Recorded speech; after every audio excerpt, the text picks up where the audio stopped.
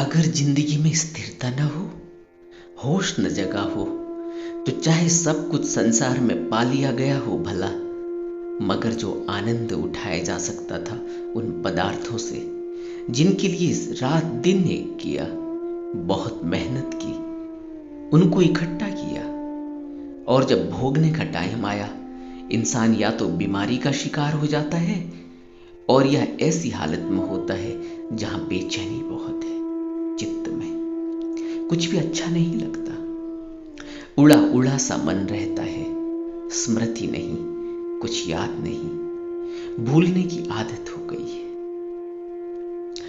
अगर मनुष्य के अंदर विचार नहीं उठ पाया, होश नहीं जग पाया, तो यह सब होना एक साधारण बात है, स्वाभाविक है, और लगभग सबके साथ यह घटित हो जाता है अंतिम पड़ाव आते आते।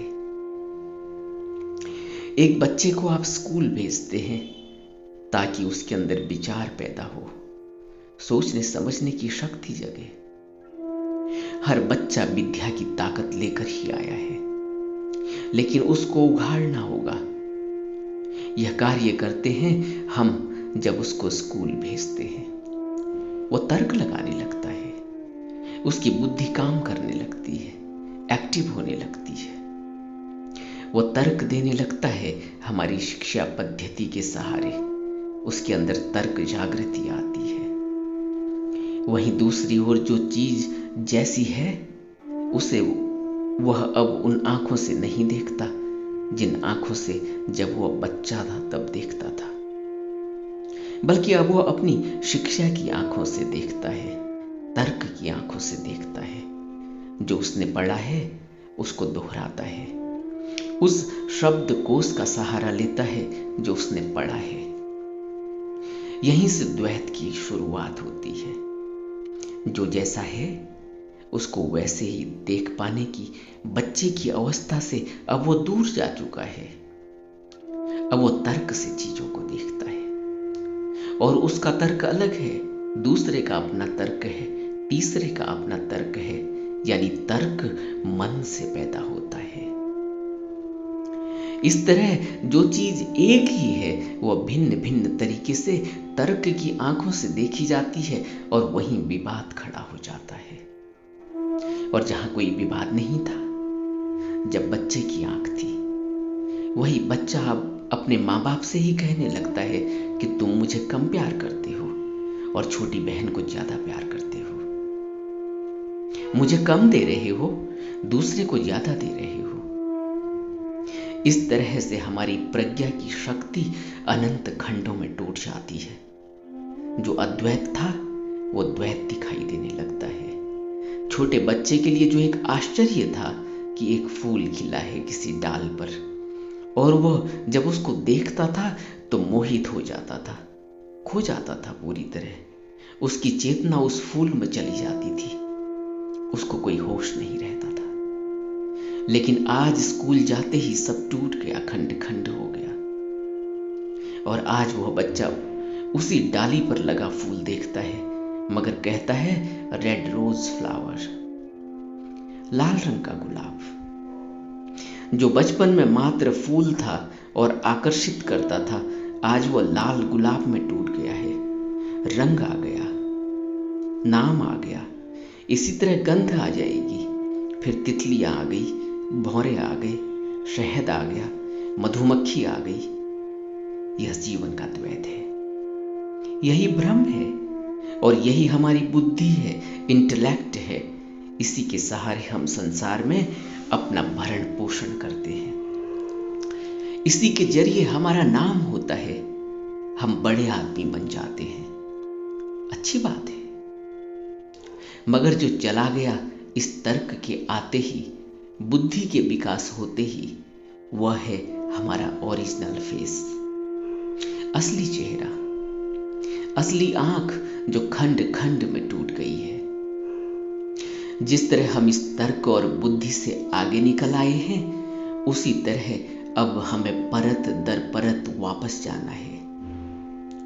जिस तरह एक नन्हे बच्चे के ध्यान से हमने बुद्धि और तर्क से उसे तोड़ा है खंड खंड में, उन सभी खंडों को फिर से जोड़ना है और इस बिखरे हुए ध्यान को फिर से इकट्ठा करना है। इस टूटी हुई प्रज्ञा की धारा को फिर से स्थिर करना है। जैसे जैसे ध्यान फिर से सिमटेगा, जैसे जैसे स्थिरता बढ़ेगी, वैसे वैसे प्रज्ञा की रोशनी भी आ जाएगी और वैसे वैसे हर वस्तु अपने असली स्वभाव में दिखाई देने लगेगी।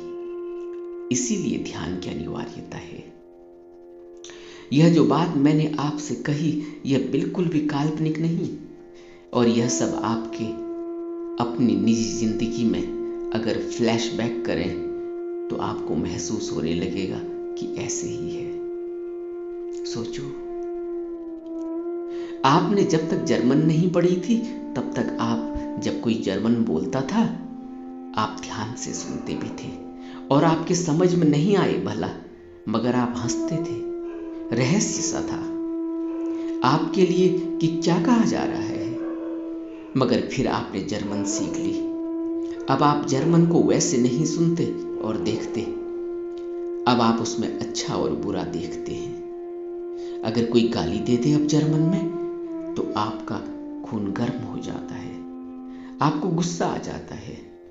क्या हुआ? अब आपने तर्क समझ लिया, बुद्धि से समझ लिया, याद कर लिया और इसका रिएक्शन आपकी वेदनाओं में दिखाई दे रहा है।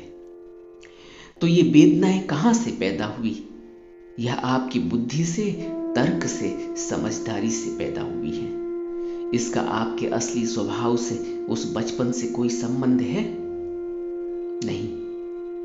इसी तरह अब आपने अगर यह द्वैत, यह बुद्धि का खेल समझ लिया तो आपकी वापसी हो सकती है ध्यान के जरिए। उसी फैले हुए ख्याल को, टूटी हुई प्रज्ञा को फिर से स्थिर करना है, एक बच्चे की तरह जो फूल तो देख रहा है मगर गुलाब का लाल फूल नहीं देख रहा है। और यह काम अब कैसे करेंगे? क्योंकि तर्क से यह होगा नहीं, बुद्धि और समझ से यह होगा नहीं।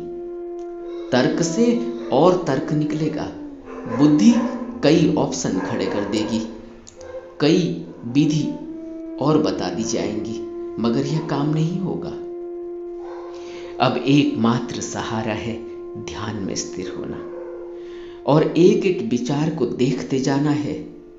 बुद्धि, तर्क विचार उठाता है, बच्चे के पास कोई विचार नहीं, वह अभी विचार शून्य है। इसी स्थिति में अपने को स्थिर करके, तर्क को रोककर, विचारों को रोककर उसी फूल को देखना है जो मात्र फूल है, जो बच्चे ने देखा है। इसी को ऑब्जर्वेशन कहते हैं, जहां देखने वाला और जो देखा गया है वह एक हो जाए। कोई तर्क नहीं, कोई बुद्धि नहीं, कोई भाषा नहीं, कोई शब्द नहीं। अब आप मेरी बात समझ पा रहे होंगे कि आज से 2500 साल के बाद भी हम बुद्ध को नहीं समझे। क्यों? क्योंकि हम द्वैत में हैं। हम बुद्ध की बातों को तर्क से, बुद्धि से समझ रहे हैं, हम शब्द पकड़ रहे हैं। बुद्ध ने यह शब्द नहीं कहा, बुद्ध ने वह शब्द नहीं कहा। इससे आपको क्या बुद्धत्व घटेगा? बुद्ध ने क्या कहा, क्या नहीं कहा, इससे आपको बुद्धत्व नहीं घटेगा, बल्कि बुद्धत्व घटेगा जब हम बुद्ध की बातों को मनन करके अपनी तर्क और बुद्धि से टूटी हुई प्रज्ञा को एकत्रित कर पाएंगे, टूटे हुए ध्यान को इकट्ठा कर पाएंगे, स्थिर कर पाएंगे और समाधि में उतर पाएंगे, समाधि में स्थिर हो जाएंगे। तब बुद्ध की बात समझ में आएगी। जैसा बुद्ध ने कहा था कि सूरज की एक आभा है, चंद्रमा की भी एक आभा है, आग की भी एक आभा है और प्रज्ञा की भी एक आभा है, लेकिन प्रज्ञा की आभा ही श्रेष्ठ है। तब पता चलेगा कि प्रज्ञा क्या होती है, कितनी आग है इसमें, कितनी तपिश है इसमें।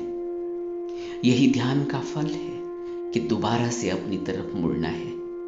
हम अपने से बहुत दूर चले गए हैं।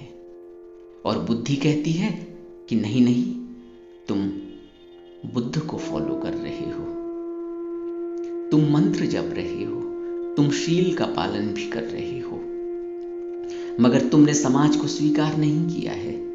तुम्हारी बुद्धि में अभी भी तुम बुद्ध और दूसरा क्रिश्चियन है, अभी भी द्वैत है। तुम मांस नहीं खाते, शराब नहीं पीते, मगर जो खाता है उससे तुम नफरत करते हो। तो सोचो, क्या हम कभी उस निर्वाण तक पहुंच पाएंगे? बुद्ध नफरत नहीं करते। उनके सामने वेश्या आती है, या कोई एक छोटा किसान आता है, या कोई राजा आता है, बुद्ध वेश्या के घर में भी खाना खा लेते हैं। उन्हें कोई परहेज नहीं। क्यों? क्योंकि वो वेश्या को नहीं देख रहे, वह उसके अंदर उस चेतना को, उस चेतनता को देख रहे हैं, उस शून्यता को देख रहे हैं।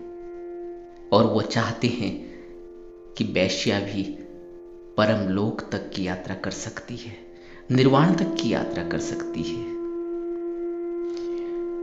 सोचो कि क्या हम कभी निर्वाण तक, ध्यान तक, समाधि तक पहुंच पाएंगे अगर हमारे अंदर यह द्वैत हो? जरा भी मैं का भाव, जरा भी दूसरा गलत है, मैं ठीक हूं का भाव, यह द्वैत है, ड्युअलिटी है। और जब तक भी ड्युअलिटी है तब तक हम फूल नहीं देख पाएंगे। कांटे भी देखेंगे, गुलाब भी देखेंगे, किस रंग का गुलाब है यह भी देखेंगे। यह सब ड्युअलिटी है, द्वैत है, हमें अपने आप से दूर ले जा रही है। उसी तरह जिस तरह हम आम्रपाली को वैश्या देखते हैं, बुद्ध नहीं देखते। यही तो फर्क है बुद्ध में और हम में, कि बुद्ध उसे भी उसी तरह से देखते हैं जिस तरह एक नन्हे निर्बोध बालक को देखते हैं। और यही कारण है कि हमें बुद्ध तक की यात्रा करनी है। और बुद्ध तक की यात्रा में अगर हमारे अंदर यह द्वैत है कि ये नहीं कहा, ये कहा, ऐसा गलत कह दिया, वैसा सही कह दिया, हम ये नहीं मानते, हम वह मानते हैं, इस द्वैत से हमें ऊपर उठना होगा, नहीं तो जीवन निकल जाएगा। और यह जीवन अमूल्य है। क्यों? क्योंकि बुद्ध कहते हैं तुम्हें निर्वाण इसी जन्म में प्राप्त करना चाहिए। क्यों? क्या जरूरी है निर्वाण? क्योंकि इस लोक में दुख ही दुख है। बुद्ध कहते हैं इस लोक में दुख है, संसार में दुख है। दुख एक आर्य सत्य है और दुख का कारण है, और दुख से मुक्त होया जा सकता है। एक दूसरा लोक है जहां समाधि से, निर्वाण से पहुंचते हैं। इसका मतलब यह नहीं कि वह कहीं और है, मनुष्य के अंदर है। समाधि और निर्वाण में जब मनुष्य स्थिर हो जाता है, पंच स्कंद से ऊपर उठ जाता है, मैं मेरी के भाव से ऊपर उठ जाता है, जिसको बुद्ध कहते हैं अगर एक चीज कुछ छोड़नी है कुछ पाने के लिए तो वह अहंकार को छोड़ना है। और जैसे ही अहंकार गलता है, जैसे ही मैं और मेरी का भाव गलता है, तभी जो है निर्वाण की प्राप्ति होती है और इस लोक के दुख सुख से ऊपर उठा जा सकता है। अपने आप को हमें देखना होगा। खाली ब्रांड लगा लेने से हिंदू का या बुद्धिस्ट का या क्रिश्चियनिटी का हम निर्वाण नहीं प्राप्त कर लेंगे, बल्कि धीरे धीरे सभी द्वैत से, सभी बुद्धि और तर्क से, सभी मैं और मेरी के भाव से ऊपर उठना होगा। समाधि में रुकना होगा, स्थिर होना होगा, ध्यान में स्थिर होना होगा। यहीं से इस छोटे से जीवन का बहुत बड़ा लक्ष्य हमारे सामने है और यहीं से शुरुआत करनी है और इसी जीवन में इस लक्ष्य के लिए उद्यम करना है, निरंतर अभ्यास करना है, समाधि से बेहतर जीवन में कुछ भी नहीं